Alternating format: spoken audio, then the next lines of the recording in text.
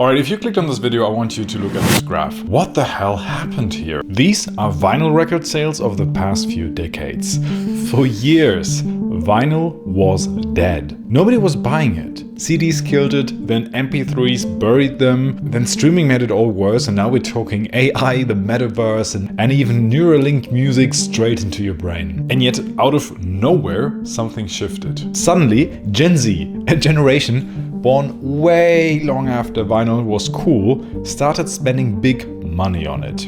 Today, artists like Taylor Swift, The Weeknd, Drake or Ed Sheeran are all selling vinyl records. And here's the crazy part. The industry has exploded so much in the past decade that vinyl has outsold CDs. Not once, not twice, but already 3 years in a row. And people are paying more money for worse technology. So as always, the big question is, why? Why is this outdated format making a comeback in the digital age? Are listening on old-fashioned vinyl. A recent nostalgic trend has become a full-fledged explosion. And because I actually never ever used a vinyl record player myself, except for this one time in that Soviet museum in Bulgaria, because of that I got my hands on a new one for this video right here. And for all of you like me just a few weeks ago who have no idea whatsoever how these things even work, I'm gonna show you everything about it and how it actually works in just a minute. But before that, how did I even come up with this idea? So recently I made a video about quitting Spotify and using an iPod instead. And what should I say? I really much liked it. I love the idea of buying music again. And if you do it smartly, you do it in a very cheap way and you support the artist as well. Plus, owning something is a really nice feeling, which feels really much refreshing in a world where basically everything is a subscription service and you own basically nothing. And many people under that video commented that if you want to take this a step further, then vinyl records are the next step. And I thought like, wait, what? Vinyl records are still a thing? So I had to find out.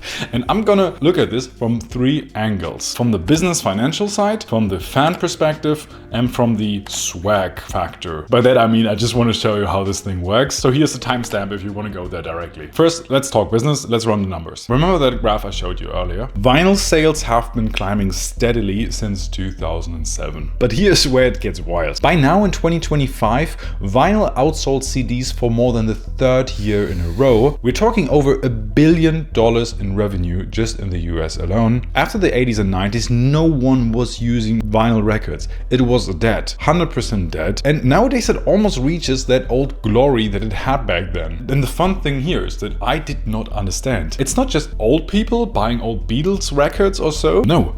Every single artist is doing that right now. For example, go to Taylor Swift's official store right now. Especially since her recent album, she's got more vinyl variants than some bands have total albums. The Weeknd, vinyl. Drake, vinyl. Bad Bunny, yep, vinyl. Ed Sheeran, Billie Eilish, Harry Styles, they're all in on it. It's insane. And people, and mostly Gen Z people, are buying them. And here's what blows my mind. Vinyl records nowadays cost somewhere starting at $30 to $40 each. Sometimes even more than that for special editions. Meanwhile, Spotify Premium is like what, 10-ish, 15-ish bucks a month? And you get unlimited access to basically every song that was ever recorded in human history. So why would anyone buy this for 40 bucks when they could just get Spotify Premium and listen to unlimited music for a fraction of the cost? But here's what the number don't tell you. If you compare different options to listen to music, then you will see a stark difference between streaming and actually buying the music itself. Because that's rarely what anyone does these days. Since the earlier downfall in the 2000s of vinyls, CDs, and then also when MP3s died, streaming became the go-to option to listen to music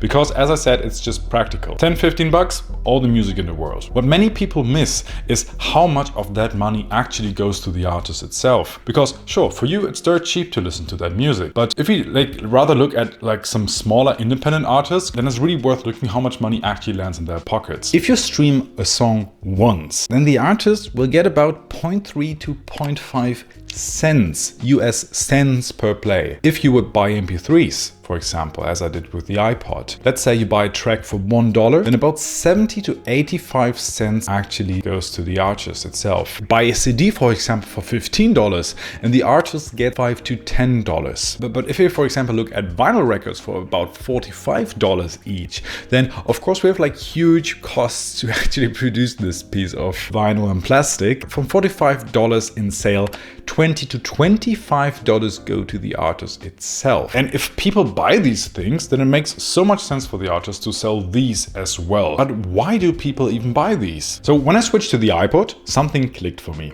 I realized I didn't actually own any of my music on Spotify. I was just basically renting access to it. And then I realized that felt weird. With a record, you own it. It's physical. It's yours. Spotify can't take it away. The algorithm can't bury it. And if the internet goes down, guess what? Your record still works. But it's more than that. When you buy a vinyl record, you're making a statement. You're saying this artist, this album, it matters to me. You're not just streaming it in the background while you scroll Instagram, you're investing in it. This is something that you see especially with modern pop artists. What I think is kind of crazy is that many people buy these things without actually owning a record player. So they're just hanging on their wall. And to many people, to many fans of certain artists, it's just something special to own this little piece and to support the artist in a way. And then there's something about the whole ritual of it. You pull the record out of the sleeve, you place it on the turntable, you drop the needle, you can't skip songs easily, you can't shuffle, you just listen the way the artist intended it. But wait, you don't know how a record player works? Alright, a few weeks ago neither did I. So let's look at the swag factor, number 3, how such a record player actually works. Alright, so let me show you this thing. So this is the vinyl player I got for this video, and it's pretty cool. It has Bluetooth, has aux connection. You can connect it to like other speakers as well, but basically this is it. And I maybe drop a link to it in the description down below, or a similar one if I don't find it.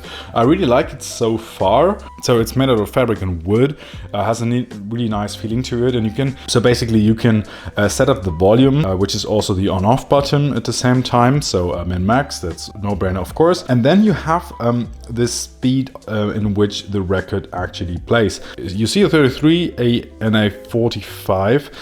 This is some records play at one speed, some at the others. You should not do this, but if you choose the wrong one for your record, then it will sound very funny, like a sped up version, for example. But I think this destroys the record over time. And here in the middle, you already see the turntable. Basically, you've got a turntable that spins the record, a needle or a stylus if you want to sound fancy, and that needle reads the grooves carved into the vinyl. Those vibrations get amplified and turned into sound. That's pretty much it. That's the whole technology. So you take your record and place it on the platter like this. So you have to lift the tone arm and gently drop the needle onto the record. You have to be so careful with the needle below the tone arm. Because I just grabbed it, I destroyed it immediately and had to order another one for 20 bucks. It's a very delicate little needle. What you will then do is that you will lower it on top of the vinyl record once it spins, and voila, you will hear music. So as I said, the music is basically carved into the vinyl record, and the needle reads it and produces sounds out of that. And those vinyl records will break down after a long time, and they get more and more artifacts and more like noises that they produce. You have to be very careful with them. You have to clean them regularly. You have to avoid that there's any dust on it. So you see, it's a very delicate matter. And then it just plays. No login, no ads, no shuffle play only unless you upgrade to premium or you have to listen to 400 advertisement spots. No, just music. And let's be real, there's also a certain coolness or swag factor here. I mean, like, vinyl just looks good. The album art is huge, the whole setup looks nice in your room, and there's a reason people post their vinyl collections on Instagram. It's pretty much aesthetic.